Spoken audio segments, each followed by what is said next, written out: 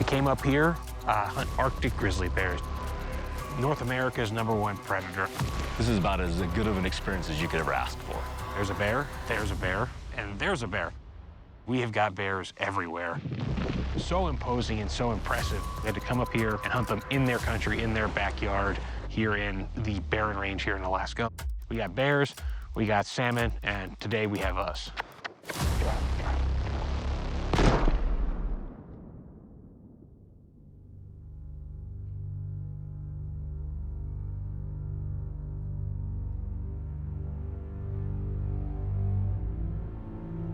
It's just so different. No matter where you go in the world, Alaska just hits a little different. You know, it gets in your blood, it gets in your soul. It's remote and it's quiet. It's almost too quiet. And it brings you back to just a solitary feeling where, you know, when you're out here, Super Cub, Cessna 180, whatever it is, whatever you get flown out here in, you get dropped off, that plane flies away, and as soon as the moan of the engine leaves, there's nothing. It just reeks of bear country around here. And it's September now. We can feel the chill in the air. The bears already have that internal clock. They know winter's coming. They got to get fat. They got to get ready to climb into a hole in the ground. This is bear country. There's no other way to describe it. You look around, you know, from the bluffs and the berries to the rivers and the fish and just everything. It's just, this is where they live. This is their backyard. This is where they've been for thousands of years.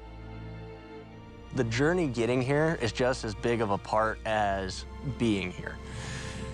We started out in Beaverton, Oregon, at the Leupold factory. Phenomenal facility. Met up with Sean Skipper, Rafe Nielsen at Browning.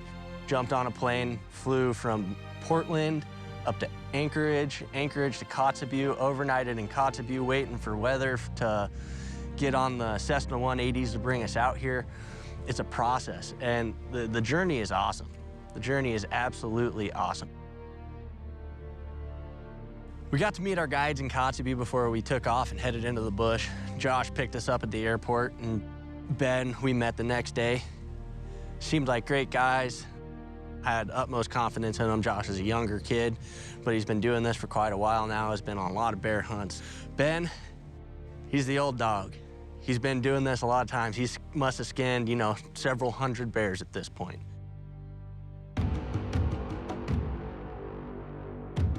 So we're up here about 200 miles inside the Arctic Circle. We flew out of Kotzebue, Alaska, a little town about as far west as you can go in the last frontier.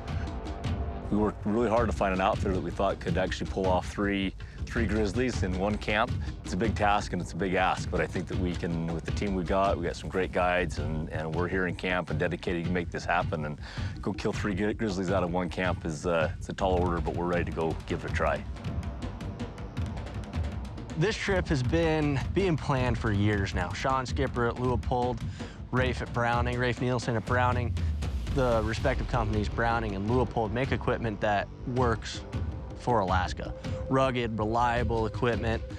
When Skipper contacted Brad Salsa, you know, he was still a little skeptical, but he's like, I have a spot, I think we could do it. The bears will be out in the tundra, behind the camp, eating blueberries. Then generally at night, they'll come down and feed on fish in the river. It stays light till 11 something at night. So it makes for a long day. You get up at 5 o'clock in the morning, 6 o'clock in the morning, whatever, and get ready and hunt till 11 at night. You want to be out there till dark. The sense of smell that these things have is incredible. 10 times stronger than a bloodhound. Literally where you walk today, the bears will smell your footprints 3 days from now. Turn around and run, no questions asked. You'll never see that bear again.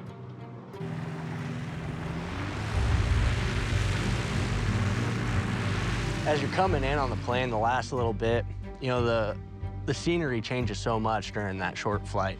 More mountains start popping up, the tundra spreads out, there's rivers winding everywhere, and you're coming in. You're just coming into this valley thinking, wow, I feel small. I feel really small right now.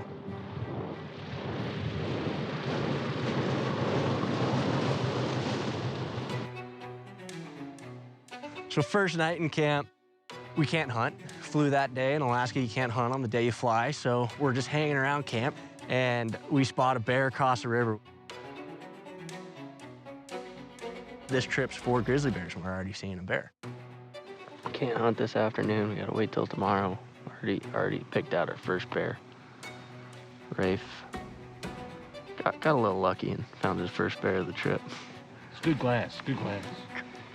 So we get to watch this. I think she's a young sow, really pretty.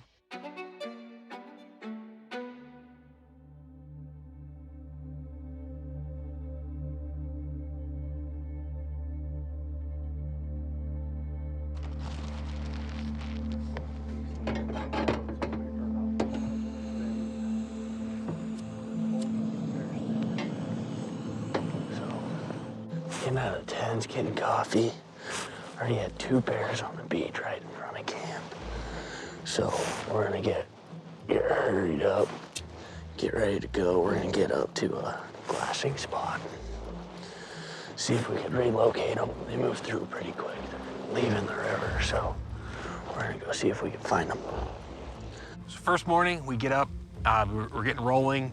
It was not gonna be a wet day, no rain in the forecast. So pulled on the regular pants, leather boots, got my pack ready, threw it all outside, walked over to where we kind of set up the cooking area, and Josh, our guide, had some coffee going, some good old Camp Cowboy coffee, and he's looking over, he looks over my shoulder, he goes, "Is that a bear?" And I turn around and it's a bear. And he winded us. This one definitely knew we were here.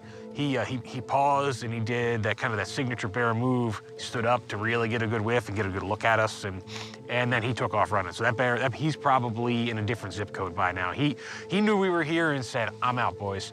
But yeah, I was like, all right, we need to get to this bluff because we have got bears everywhere. And we beat feet, climbed up the bluff, just kind of weaving along where we felt we could.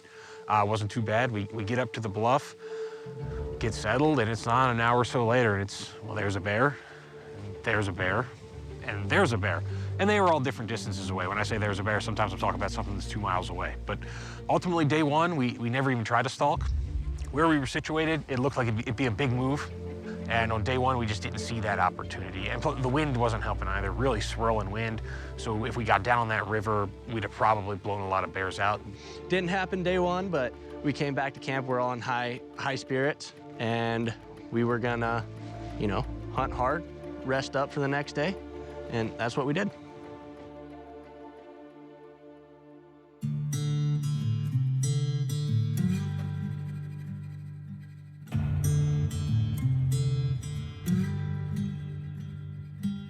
Following morning, we woke up. That day was not quite as nice of a day as our previous one. The sun wasn't shining, it was a little drizzly, so we got all waitered up, put rain gear on, and took a different approach. We found a different spot up on the bluff to glass from, one that would put us in a better position, closer to where the bears we were seeing the day before. So we ran up on the hill, got up there, started glassing. There was no movement. We didn't see bears on the bluff, we didn't see bears on the river, we didn't see bears 2 miles away on the mountain, with the spotting scope. We were looking at everything. We saw a couple bear bushes, which are the worst plants on the planet, but we could not find a bear for the life of us. And, about 10 or 11, we only got that far in, and Ben and Josh said, look, we're gonna call it off for now. The rain was starting to set in. These bears don't like to move much in the rain. They prefer it to be clear and nice. They're a lot like people that way, right? If it's rainy, they're gonna go hole up and they're gonna stay down. And when things clear up, they might go out. And so they're like, look, we're gonna go back to camp. We're gonna catch our breath. We're gonna get out of this nasty rain and fog, and let's reboot.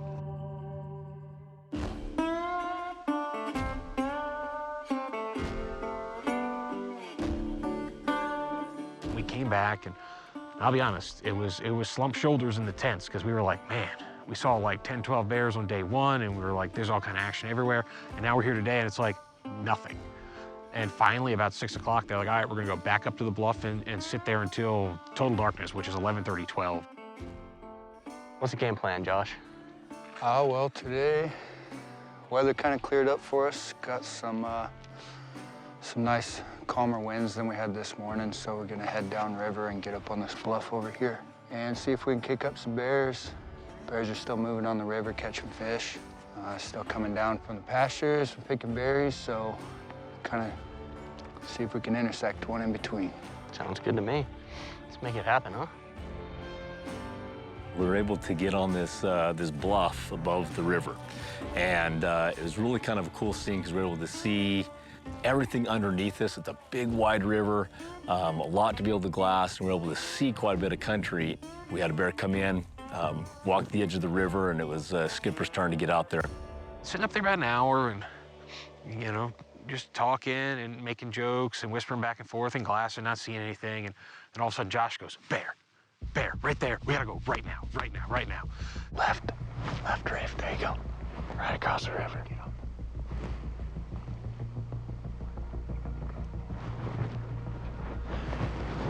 Go, Skipper.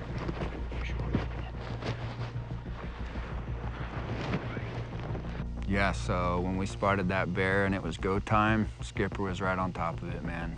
Threw his pack on, looked at me, said, let's go, let's do it. What do we need to do? And packed up, made our way down the hill, came out at a perfect spot, came out of the alders, turned around to Skipper, made sure he was cool, got his gun loaded, got ready, and yeah, we worked on the breathing a little bit, calm him down. It's tough with that adrenaline when you're chasing a bear, man. It's fun.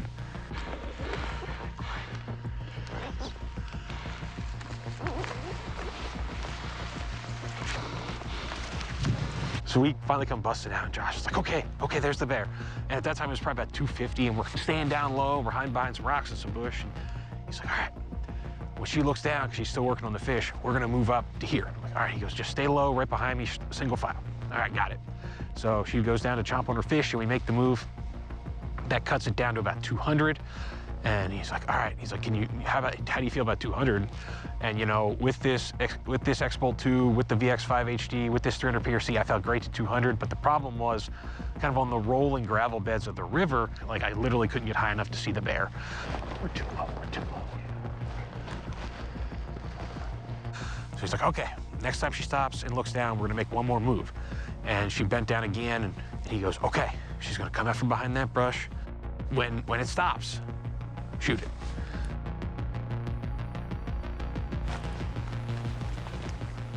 I see him. Fire when ready. Wait till he stops.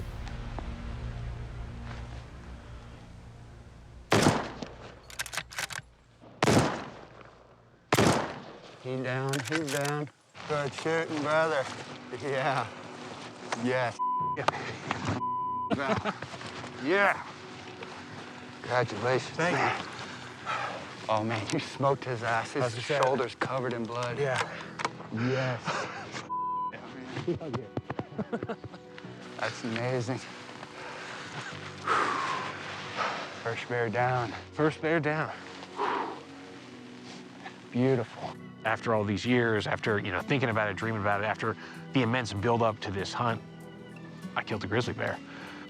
And it was just like, we did it. Like, I did it. We came up here, and I've killed a grizzly bear, and I have never experienced that feeling hunting-wise in my life. It was just so emotional and so impactful. You know, like I said, it's the animal I've dreamed about hunting and dreamed about getting after. And in a moment, it was over, but it was a moment I will remember forever. You ever been so excited to notch a tag? No, I'm always excited to notch any tag, but nothing's quite like this one. So yeah, I mean, looking at that bear, it's just an old bear, super mature, worn down teeth, super, just massive paws, massive claws, the claws are worn down from digging and rooting and living out here in this remote area. Just absolutely fascinating. And to be a part of that, to be a part of the management and conservation of these animals, we were just all in shock, like, holy cow, we did it. So right after that, got our filming done, pictures done, everybody's celebrating, everybody's happy. And then it's straight to work, get that bear skinned out, and back to camp and start planning the next day. So on this trip, I selected the VX5 HD for our rifle scope. It's a 3-15 by 44 millimeter objective. It's got our custom dial system on it. It's range dial shoot, lightning fast system, perfect for a lot of hunts across really all of North America. We also had our BX4 Range HD range-finding binoculars. Fantastic little set of range-finding binoculars, the absolute best in their price class. The range-finding system is lightning fast. You know, you're not going to find one faster, and the display is crystal clear. Fantastic for an environment like this, where sometimes it's like you get on a bear really quick, and you just got to range it. You know, you don't want to have to put your binos down, get your rangefinder back up, look for the target again. You can just throw it up in your range-finding binocular. Then we had the SX4 ProGuide HD spotting scope. In this case, the 15 to 45. Excellent little spotter, light enough to be packed around this kind of country. Let you get a close-up look. To find the bear you're looking for. And that sits on our Alpine tripod. Super lightweight, perfect for the backcountry hunter. So I set these guys up, and I set myself up with some of the best stuff in Leupold's lineup, and it absolutely performed out here.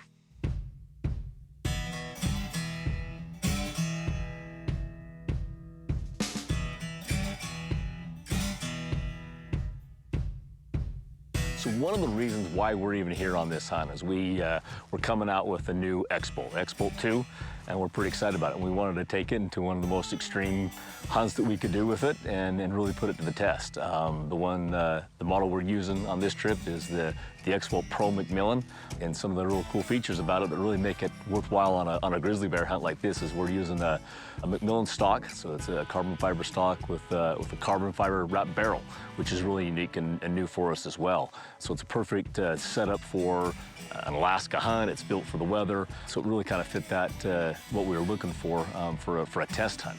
And there's some of the other features that we're really excited about in this gun is the trigger, for starters. So it now has the DLX trigger in it, which has been traditionally in our target guns. And so it's a real crisp trigger. It's a multi-level trigger system that we use on that, and it's really consistent. The other great thing about it is the way we've redesigned the receiver and the bolt, and the way there's kind of an anti-bind feature in that, where more surface area on that receiver touching the bolt, so you don't get that binding as you're cycling back and forth. And when you're hunting grizzly bears, man, you want as fast a follow-up shots as you can get. We put this to the test, and really impressed with how this worked and operated, and really can't wait to use this in other environments, not just here in Alaska.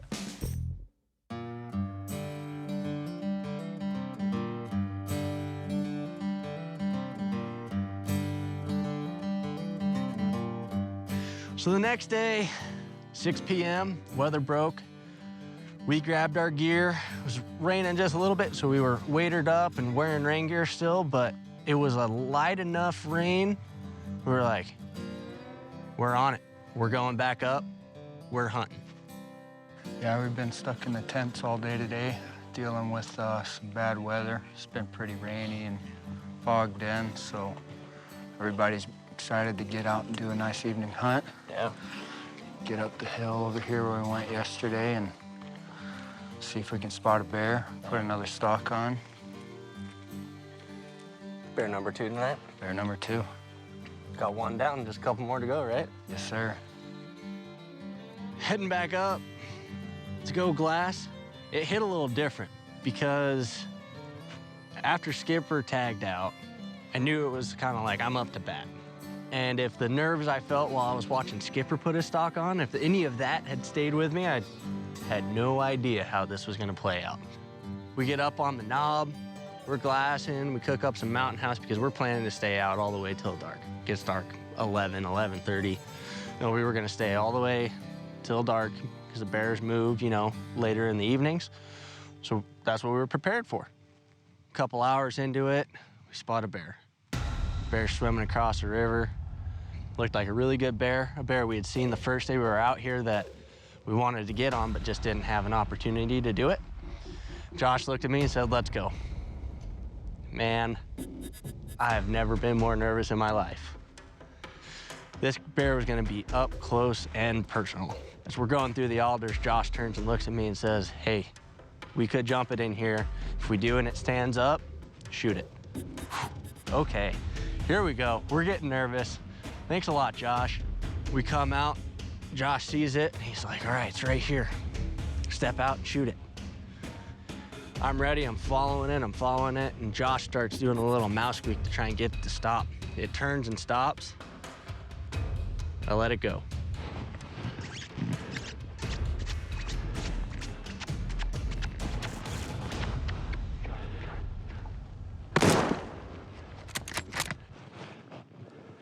Shoot him again.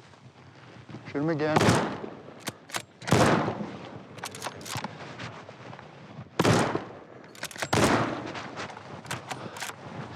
Get up, get up. Come here and shoot him again. Woo! That's what I'm talking about, bro. Oh my God. That's a big bear.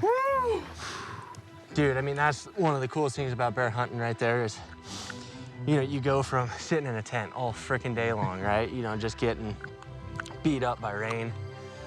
And then you come out here, you're completely calm, you're just kind of looking far off, you know.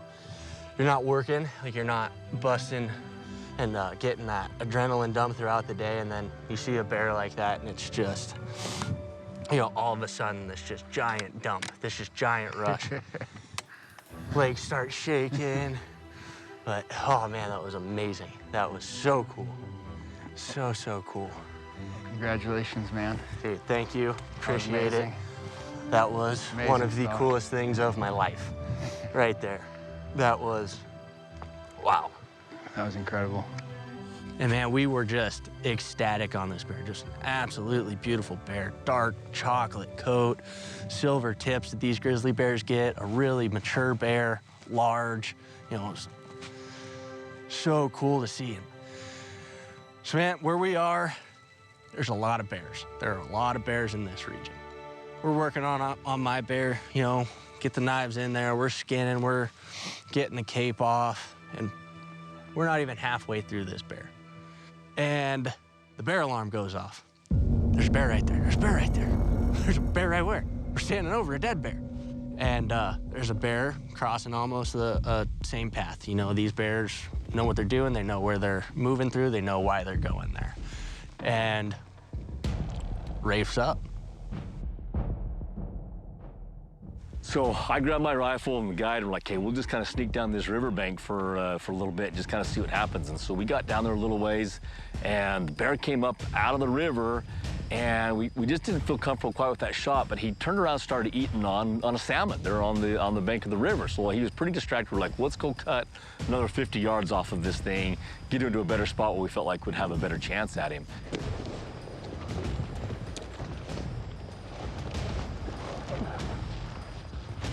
He's working on his way out of the water right now. He's gonna come up with a salmon. He's gonna be working on that salmon for a minute and get a range on him. Got up on this little bank of the river, a little sandbar there, so I could lay down on my pack. Got down there and he was in the river and he was still fishing. He come up out of the river with this salmon in his mouth.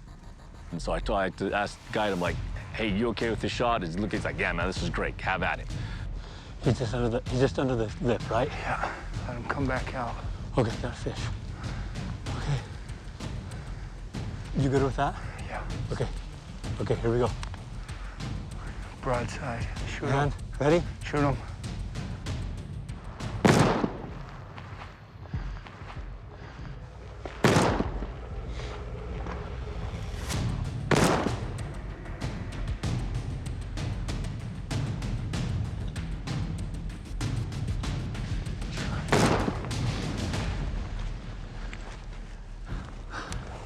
Yeah.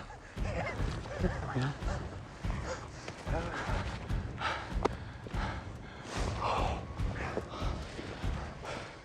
Done? We're done? That's a dead bear right there, dude. We did what we came here to do. Rafe puts several just perfect shots in this bear, piles up, and man, the emotion there, all three of us tagged out on our bears, Rafe and I within a couple hours of each other. It was cool. And man, it was all over with. There was this dead bear. I had a grizzly bear right there on the riverbank. And so there we were thinking that we had this monumental task to kill 3 bears in a week. Didn't think we would be able to get it done. And all of a sudden we've done it now inside of 2 days of hunting, and all bears are there within like 200 yards of each other. As a hunt and as a crew, this is about as good of an experience as you could ever ask for.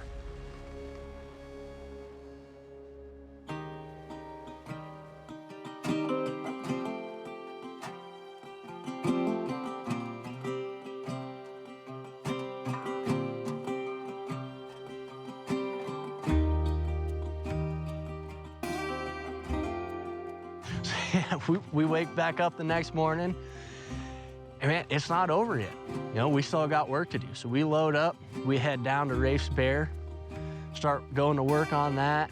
We're standing on the sandbar, and another bear walks out. So yeah, we're out here getting Rafe's bear taken care of. They killed last night, and you know, guys are working on the bear. We've been taking some pictures, and sure enough, we turn around and same spot as the 3 we killed. There's another bear. Had to come out of the exact same spot, hang out here on the river looking for salmon. Doesn't seem the wind's good for us, so I don't think he, she, it smells us. Doesn't seem very, they don't see great, so not very perturbed at the moment. It might give us a little bit of a show. We're packing him back. I got him in my bag. We're headed back out, and the guys are like, hey man, plane's coming in right now. We gotta hustle back, get to camp. One of you's gotta get out. Storms are coming in. Now we're rushing to get ourselves off this tundra before Alaska hits in full force. And but that's part of the hunt, and we're just gonna make the best of it. And happy to be here, and it was a great experience.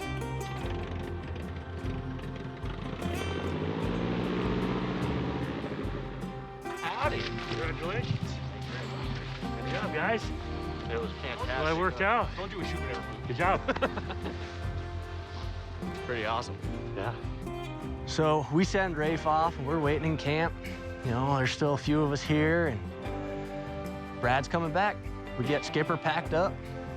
Skipper jumps on a plane, heads out. So, you know, one by one, we're gonna work. We're gonna get our stuff packed. Brad's gonna shuttle us out.